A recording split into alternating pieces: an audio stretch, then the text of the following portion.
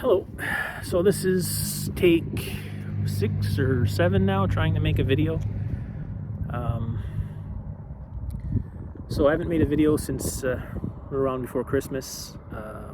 Lots of things have happened. My dog has gotten quite grown up. Pretty good in the house. He doesn't listen too well outside. I have trouble getting him back at the dog park, which is where we are right now. He's just been roaming around. If I even look at him, he thinks I'm trying to catch him to make him leave, so he runs away from me. So that can be interesting when it's time to go home. What else has been going on? Well, a couple of weeks back, I had a real low point, and I quit all my meds, and I quit physiotherapy. I quit everything basically for a week, and then I started going to physio and therapy again the week after. And on the third week, starting the third week, I started taking my meds again. What led to that was a bunch of things. One, I'm no longer going to be able to go back to work. My time as a paramedic is over. Right now, workers' compensation is working with my employer to see if there's any other job I can do within reason with my skill set that doesn't involve me having to take care of people. And if not, then there's other options available, including I have a private long-term disability plan, which I might access. Also, I come a bit of a frustration with my doctor because I have a top-up option on my disability in disability plan that would top up to my benefit for that plan over what workers' comp pays me. And I gave the paperwork to my doctor in July to fill that out, and he only submitted it in the end of January. So now my insurance company is investigating my claim as if it was fraudulent, because they said there's no reason, even with the global affairs, for it to take that long. So that led to some frustration with that doctor, and then he wanted me to check my blood pressure for a couple of days. So I ended up having to buy a blood pressure machine, and I checked my pressure like he said, and then he called me to get the results after a few days, and I gave them to him. And well, he basically prescribed me a medication that he prescribed me back in December. So I spent $80 on a blood pressure machine for nothing, because I was already on the medication anyway. And with the thing with the meds and the thing with the paperwork, I just kind of got upset that day. And then I came to the dog park with Solo, and it took me 2 hours to get him back on the leash to go home, and I just kind of lost it. I got really upset. I couldn't deal with it anymore, so I just quit everything. I tried to go to the emergency room. I didn't want to be admitted. I didn't want any consults or nothing. I just was overwhelmed, and I didn't want to be alone. And I was made to feel there that I was a burden, and that there was nothing wrong with me, and that I was becoming a problem, even though the last time I went to the emergency room for my PTSD was in September, and we're currently in May. This would have been the last week of March when this all happened. So yeah, I was told that if I didn't want any tests done or any consults, there was nothing medically wrong, and I should find somewhere else to go if I don't want to be alone. Well, I don't really have many other places to go, if any at all, that when I'm feeling like that I would trust. And being that the emergency room is a trigger for my PTSD, for me to even consider going there as an option, I was in a bad way. And I feel like because I didn't want blood tests and I didn't want a psychiatric consult, that I wasn't taken seriously. I mean,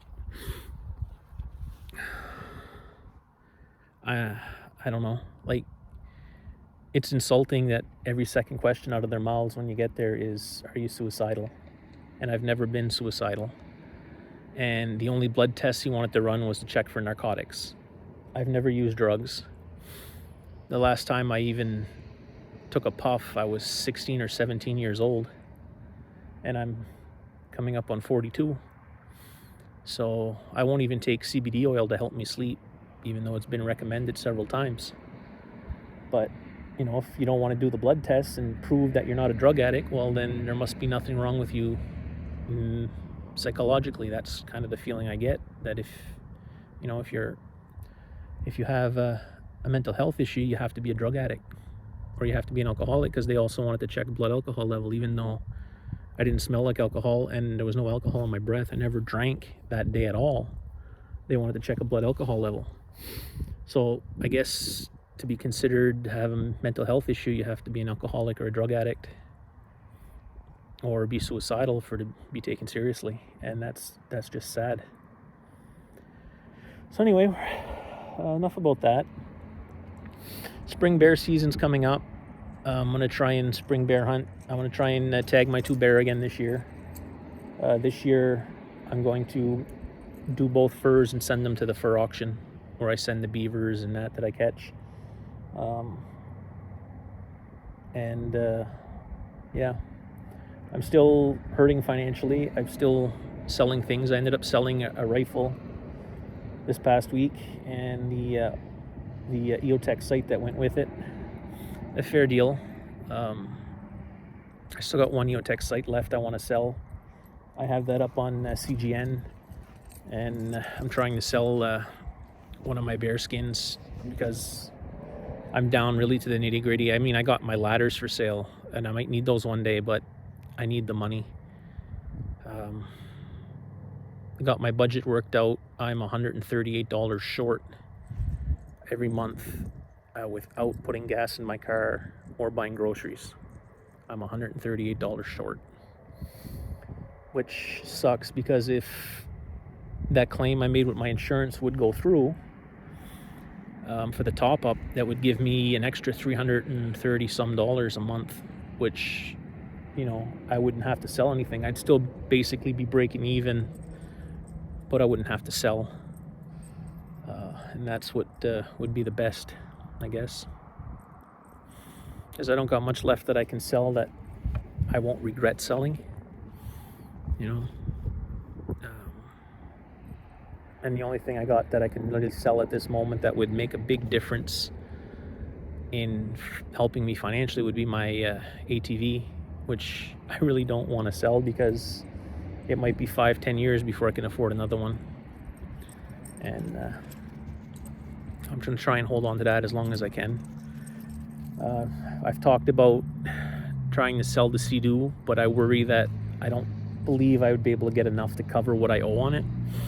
And I think that that makes that not an option, because if I can't pay the note off at the bank, selling it, then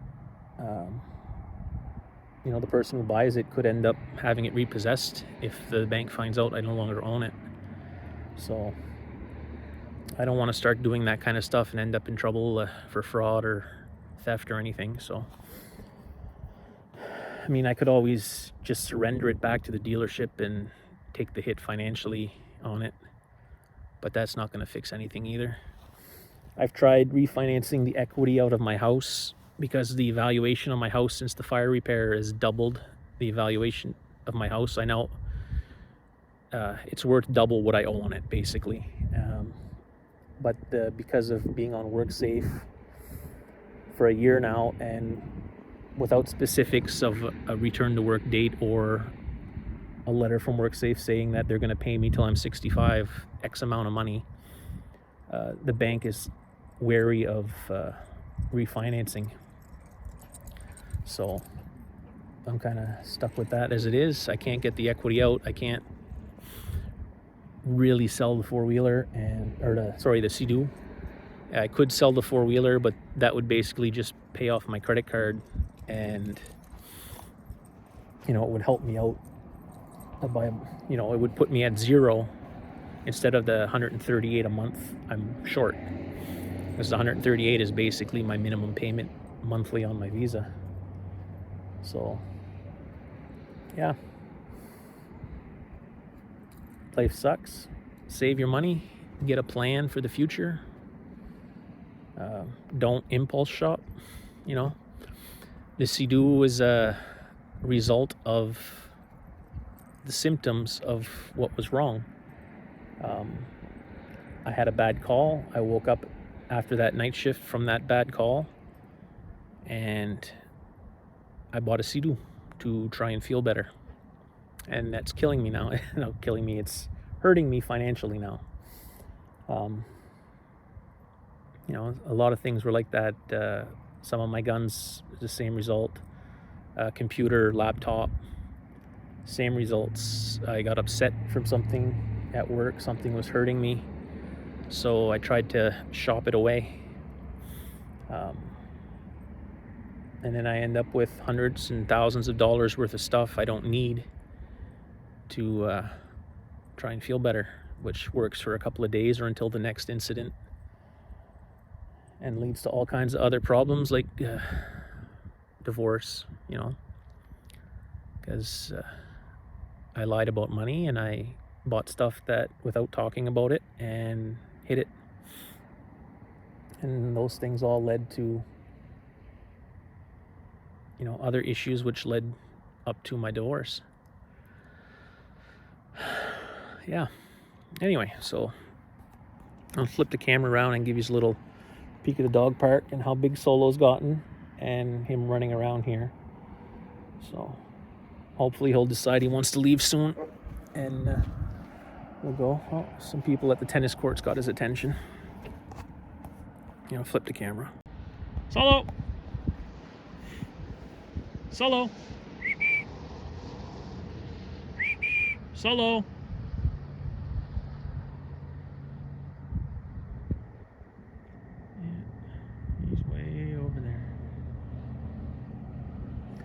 He does not listen to me outside at all. He has zero recall when we're here. He's just coming over, I think, because he noticed me, not because I called him. Hey, boy. How you doing? Where you going? Hey. How are you, you big boy? Can you sit? Can you sit? Here, I got treats. I got a treat in my pocket. You want a treat? Do you want a treat? Here. Here. Okay. I don't know if the camera's picking that up. There's a siren in the distance. Oh, yeah.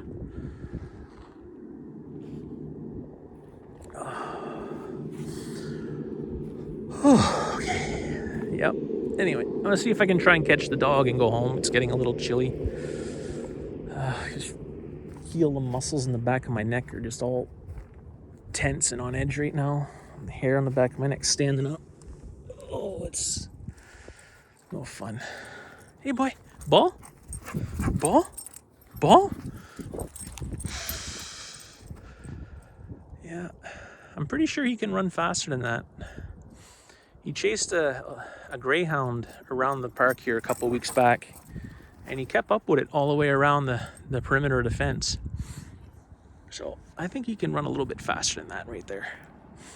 Anyway, thanks for watching.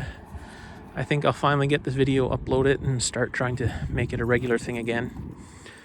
And yeah. All right. Have a good day. See you the next time.